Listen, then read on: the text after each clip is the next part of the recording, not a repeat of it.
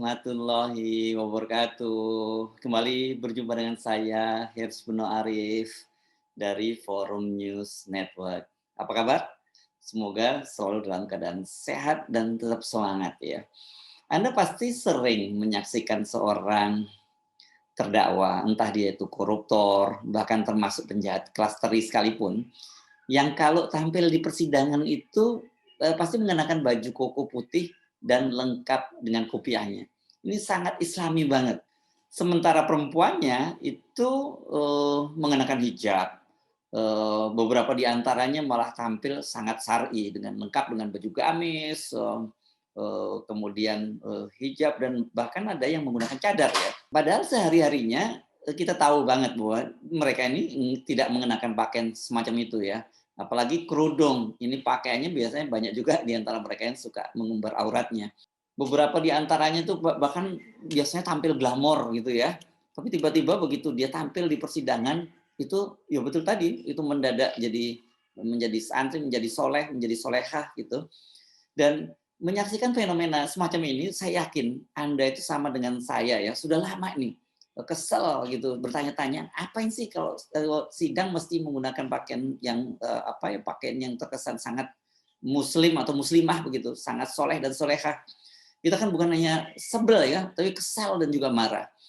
Ternyata ini alhamdulillahnya itu bukan hanya Anda saja yang terganggu dengan fenomena khususnya para koruptor yang tiba-tiba mendadak soleh, mendadak santri di persidangan. Jaksa Agung, Burhanuddin juga mengaku sangat kesal dan bahkan dia pernah marah melihat, fenomena semacam itu. Dalam perbincangan dengan Deddy Corbuzier, Jaksa Agung Burhanuddin mengaku dia pernah memarahi anak buahnya. Mengapa setiap kali di persidangan ini para, terdakwa ini, diberi baju koko dan peci. Ini rupanya baju ini disediakan oleh, para jaksa ya, jaksa penuntut. Tapi ini saya kira ini berlaku untuk para tahanan-tahanan klasteri ya, tahanan pidana-pidana pencurian atau dan sebagainya gitu kan. Mesti selalu Anda lihat ya, mereka seragam kalau nggak pakai baju koko itu celananya hitam dan, kemeja putih terus pakai kopiah. Nah, yang disoroti oleh, Jaksa Agung Burhanuddin adalah koruptor nih.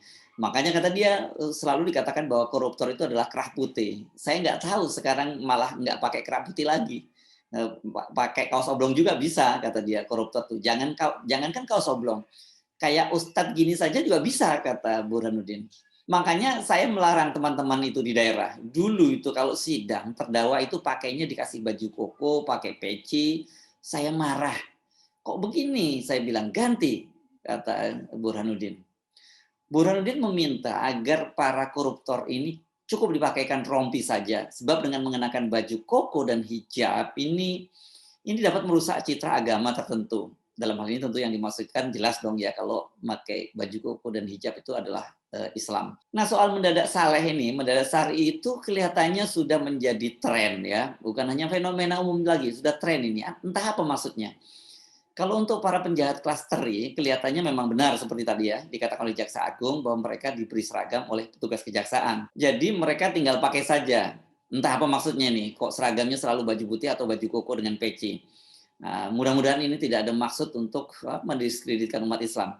Tapi kalau para koruptor mereka tiba-tiba mengenakan baju koko, itu jelas punya maksud tertentu. Sebab para koruptor ini nggak akan disediakan oleh Jaksa Agung. Mereka punya baju masing-masing, bahwa di antaranya malah tampil keren ya di persidangan dengan batik-batik yang mahal, dengan jas yang mahal gitu. Itu urusan mereka lah. Tetapi yang menjadi persoalan ketika kemudian mereka mengubah citranya sebagai orang Islam yang sangat soleh dan soleha.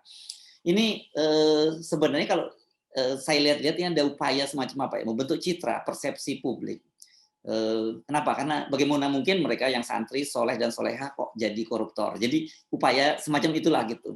Jadi ini membangun citra, wah mereka ini adalah korban gitu. Mereka ini hanya dikriminalisasi oleh petugas KPK atau kejaksaan. Saya teringat ini kalau dalam dunia fashion gitu, soal pakaian ini disebut sebagai apa ya? Apa pakaian yang digunakan seseorang itu digunakan sebagai dress for success itu, atau ada dalam atau dalam adagium lain sering disebut sebagai you are what you wear. Citra dirimu adalah pada pakaian apa yang kamu kenakan gitu. Jadi kalau Anda menggunakan sesuatu itu, itulah citra diri Anda. Kalau kita telusuri secara historis ini sebenarnya adalah bagian dari proses pencitraan, di mana akhirnya itu kemasan lebih penting daripada isinya. Atau tadi itu, you are what you wear, dengan Anda menggunakan pakaian itu menunjukkan status atau kelas sosial Anda. Itu kalau Anda orang kaya, itu pakaian-pakaian Anda berarti pakaian yang mahal, bagus, dan branded gitu. Tapi kalau dalam hal ini karena kasusnya di persidangan, jadi dia ingin menampilkan citranya. Saya seorang muslim yang baik, saya seorang muslimah yang baik, nggak mungkin dong saya korupsi. Tapi mereka tidak sadar bahwa apa yang mereka lakukan itu justru dampaknya buruk terhadap Islam secara keseluruhan. Karena ini justru mereka ini mendiskreditkan umat Islam, bahwa Islam itu identik dengan korupsi jadinya. Apakah mereka yang di persidangan ini tiba-tiba mengenakan pakaian syar'i, citranya menjadi lebih baik, dan kemudian mereka juga berubah telah menjadi orang baik setelah sadar karena sudah ditangkap oleh polisi, ditangkap KPK atau ditangkap oleh jaksa? Jelas tidak. Yang terjadi itu publik itu malah jadi antipati. Sama seperti Anda, seperti saya, dan juga Pak Jaksa Agung tadi yang sebal ya. Tapi yang mereka, kan tadi yang saya katakan tadi, tapi yang mereka tidak sadari atau pikirkan bahwa dampaknya itu jelas sangat mendiskreditkan umat Islam.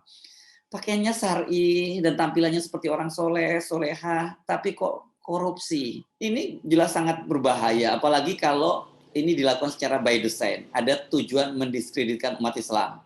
Ini kemudian bisa juga arahnya kemudian semacam Islamofobia gitu, karena orang Islam itu koruptor.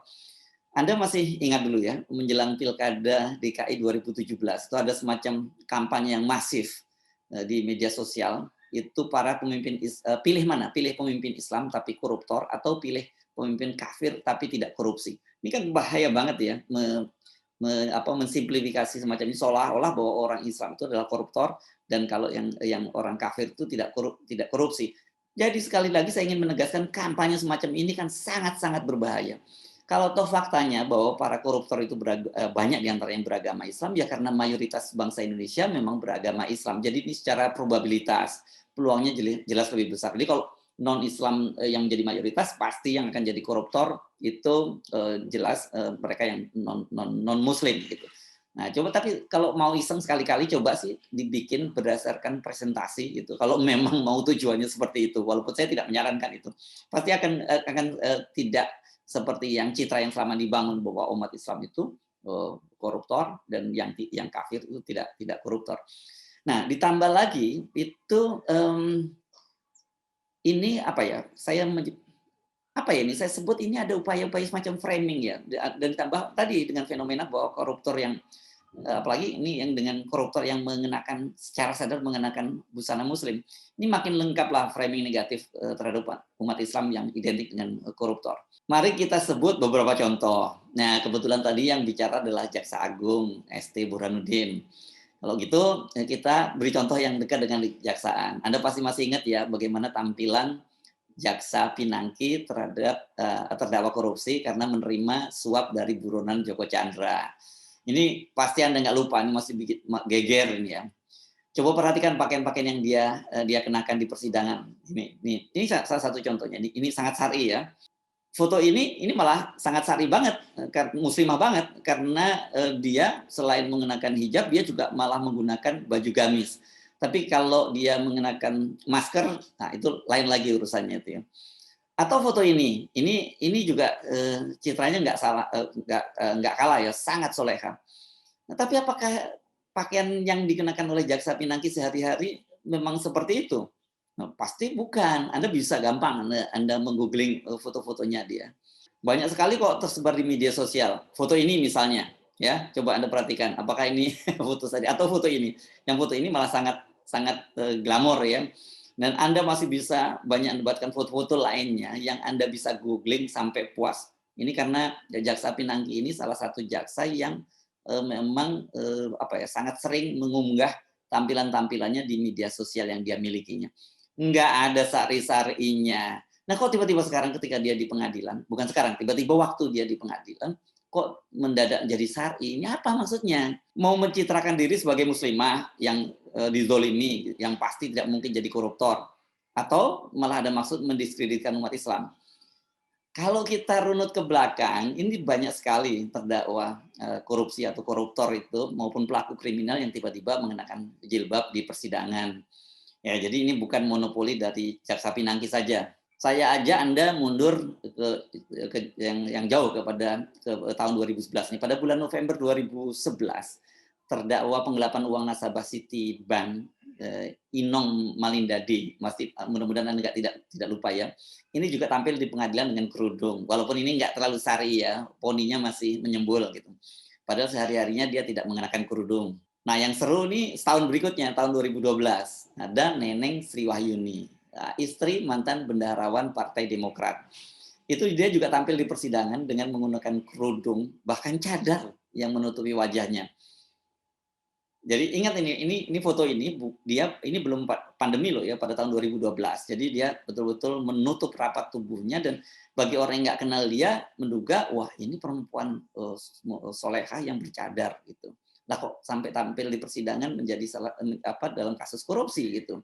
Jadi kan pada waktu itu belum ada kewajiban menggunakan masker ya. Apakah dia sehari-hari juga mengenakan hijab? Tidak, bukan, enggak seperti itu gitu. Nah, kalau kita perluas ke kasus pidana biasa, termasuk juga kasus narkoba, banyak contoh public figure itu yang mendadak syar'i. Salah satunya adalah penyanyi Reza Artamevia. Ini baru saja kasusnya, dia terjerat kasus narkoba. Pada bulan April 2021, Reza tampil di persidangan dengan mengenakan hijab lengkap dengan maskernya, karena memang sudah masa pandemi. Ada juga koruptor yang mengenakan hijab di persidangan, padahal sebelumnya tidak. Namun kasusnya ini berbeda ini. Tampaknya karena ini tidak ada kaitannya dengan pencitraan. Ini lebih karena proses hijrah. Contohnya adalah mantan politisi Partai Demokrat Angelina Sondakh.